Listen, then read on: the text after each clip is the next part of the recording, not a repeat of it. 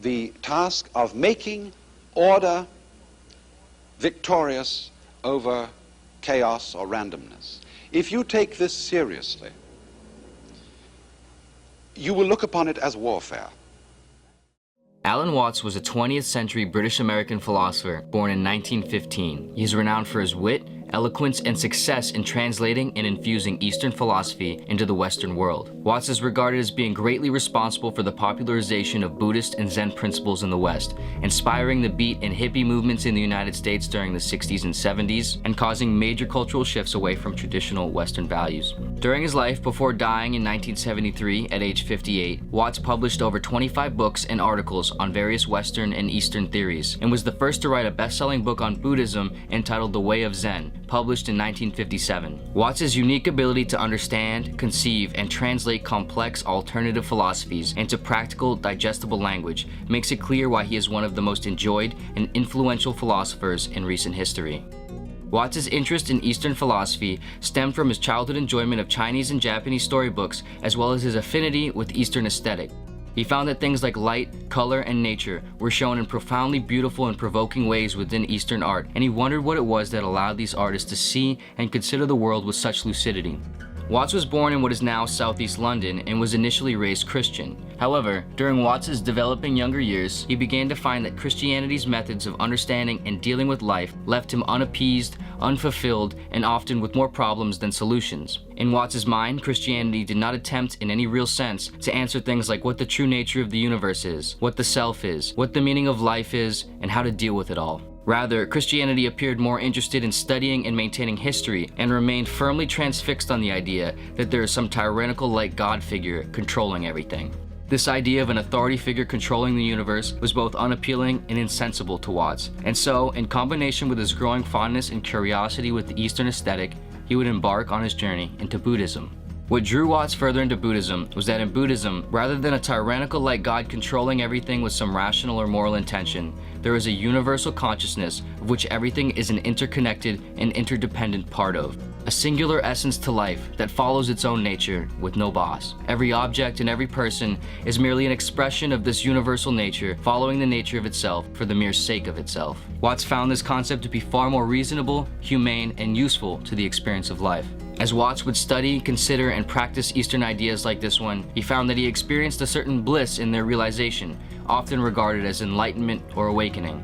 Life became richer, anxieties and fears reduced if not disappeared, and peace and connection with nature blossomed. It was this that Watts wanted to share with the Westerner, an individual whom Watts felt deeply needed a way out, or in, depending on where you stood. With a distinctively diverse background and understanding of both Western and Eastern worlds, from a cultural standpoint, Watts found that much of the Western world was intensely alienated and conflicted, often obsessed with status, wealth, consumption, and success in being right or the best.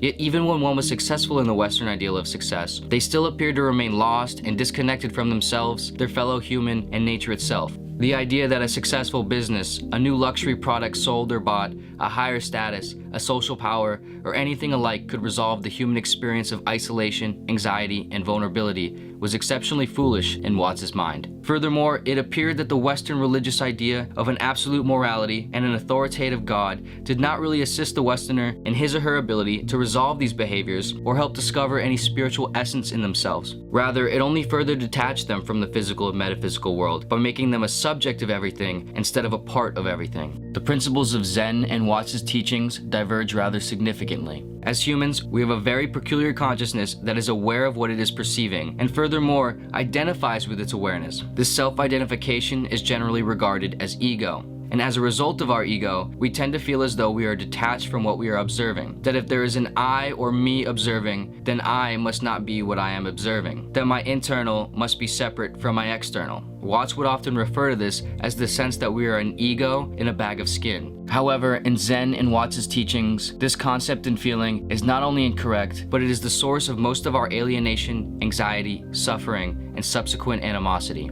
With the knowledge that we will die, that things will change, that stuff will dissolve, how can we derive any sense of meaning or connection to life by chaining our sense of self to these things? To our body, to our personal identity, to our stuff, to our status. One of, if not the most fundamental principle in Zen and Watts' teachings is the idea that attempts to resolve this problem. The idea that we are none of these things that we tend to identify with, but instead, we are everything, and everything is us. Human and nature go together as one, linked inexorably and infinitely. Just as noise can't exist without silence, just as light can't exist without darkness, our internal cannot exist without our external, and our experience cannot exist without our non-experience, or death. Everything needs everything else in order to be anything at all. Watts would often define this using the term organism environment, meaning we are not an organism in an environment, but we are an organism and an environment simultaneously. We are but a feature of the whole, and thus we are the whole.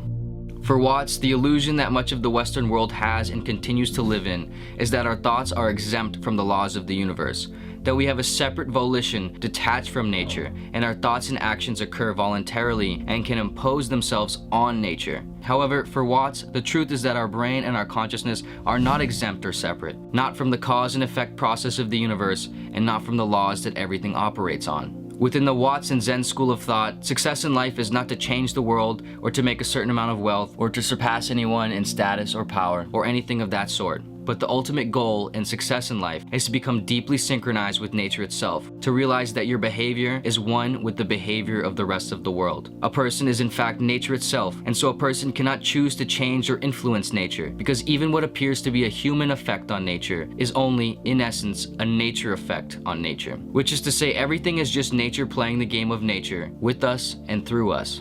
Like a river that flows without choosing to or how to, we humans move and act without choosing to or how to. We did not choose to be a human or the kind of human we are. We did not choose the conditions of the human body or mind. We simply express the nature of the universe through them. And the achievement of Zen is to flow freely without choosing, acknowledging that one is and has always been without choosing. To accept this and overcome one's ego is no small feat. It is to destroy one's sense of self-importance, which is, of course, very important to the thing that believes and wants so very badly to be important. But the irony is that perhaps what we think we want is not what we need.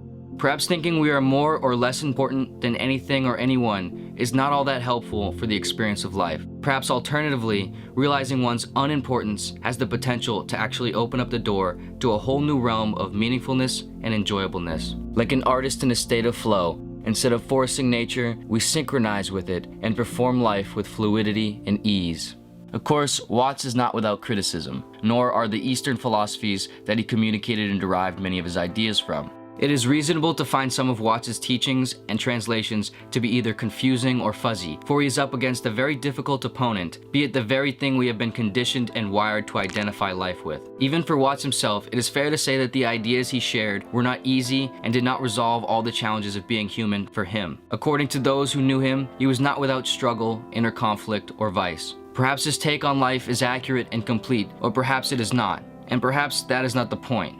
At this time in our evolution, we can only really speculate what the true nature of everything is. There is no answer at the back of the book that we can peek at when things get confusing. However, that does not mean that efforts and attempts at speculating and understanding our spiritual essence is without value. Perhaps it is not the exact accuracy of any philosophical idea that is important, but what the idea can do for us. For many, Watts' ideas and offerings have and continue to radically shift how they see and experience life in a positive, practical way that Christianity and other traditional Western ideologies continue to overlook.